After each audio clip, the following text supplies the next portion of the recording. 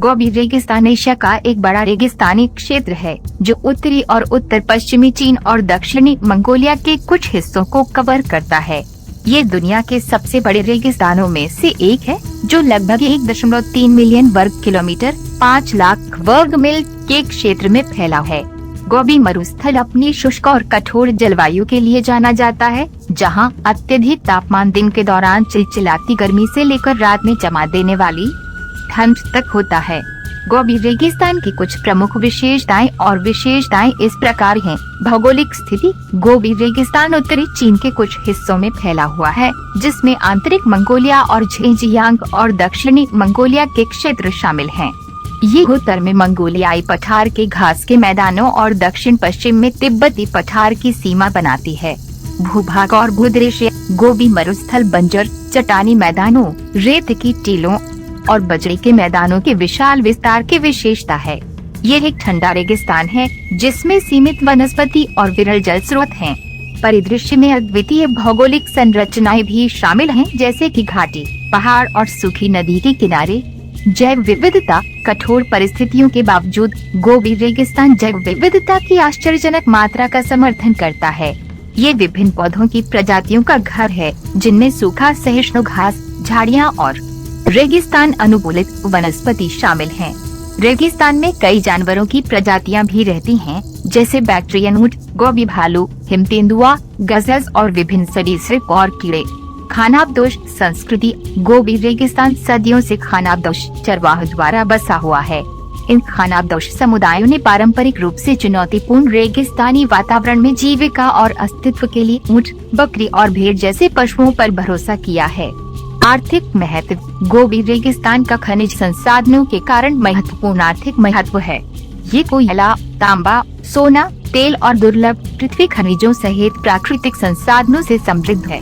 खनन और अन्वेषण गतिविधियों ने क्षेत्रीय अर्थव्यवस्था में महत्वपूर्ण भूमिका निभाई है। Palaeontological discoveries. गोबी डेजर्ट अपने पैलियोंटोलॉजिकल महत्व के लिए प्रसिद्ध है।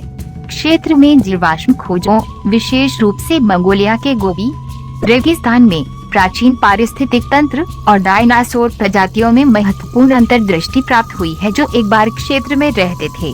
गोबी रेगिस्तान विविध प्राकृतिक और सांस्कृतिक विशेषताओं के साथ एक अनूठा और आकर्षक रेगिस्तान परिदृश्य है, जो शोधकर्ताओं, साहसी लोगों और इसकी विशिष्ट विशेषताओं और समृद्ध इतिहास की खोज में रुचि रखने वाले पर्यटकों को आकर्षित करता है। गोबी रेगिस्तान की यात्रा करने का सबसे अच्छा समय आपकी प्राथमिकताओं और आपके द्वारा की जाने वाली विशिष्ट गतिविधियों पर निर्भर करता है। यहाँ प्रत्येक मौसम के लिए कुछ विचार दिए गए हैं। वसंत, अप्रैल से मई। गोबी रेगिस्तान की यात्रा के लिए वसंत एक लोकप्रिय समय है, क्योंकि मौसम गर्म होना शुरू हो जाता है। तापमान आमतौर पर दिन के दौरान हल्का होता है, 15 सी से 25 सी, 59 F से 77 F के बीच। यह बाहरी गतिविधियों के लिए आरामदायक होता है। जंगली फूलों के खिलने से परिदृश्य जीवंत होता है और ये वन्य जीवों को देखने का एक अच्छा समय है।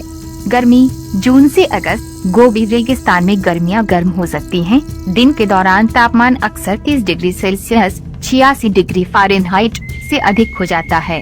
हालांकि यदि आप गर्मी को सहन कर सकते हैं, तो ट्रेकिंग, सैंडबोर्डिंग और रेत की टीलों की खोज जैसी गतिविधियों के लिए यह एक अच्छा समय है। रात में ठंडे तापमान के लिए तैयार रहें। शरद ऋतु, सितंबर से अक्टूबर। शरद ऋतु ठंडा तापमान और हल्का मौसम लाती है, जिससे ये गोबी रेगिस्तान की यात्रा के लिए एक सुखद समय बन जाता है। परिदृश्य सुंदर सुनहरे रंग लेता है और मौसम आमतौर पर बाहरी गतिविधियों के लिए आरामदायक होता है। लंबी पैदल यात्रा, घाटियों की खोज और क्षेत्र के सांस्कृतिक पहलुओं का आनंद लेने के लिए यह एक अच्छा समय है। सर्दी, नवंबर से मार्च। गोबी रेगिस्तान में सर्दियाँ बेहद ठंडी होती हैं। तापमान 0 से काफी नीचे चला जाता है।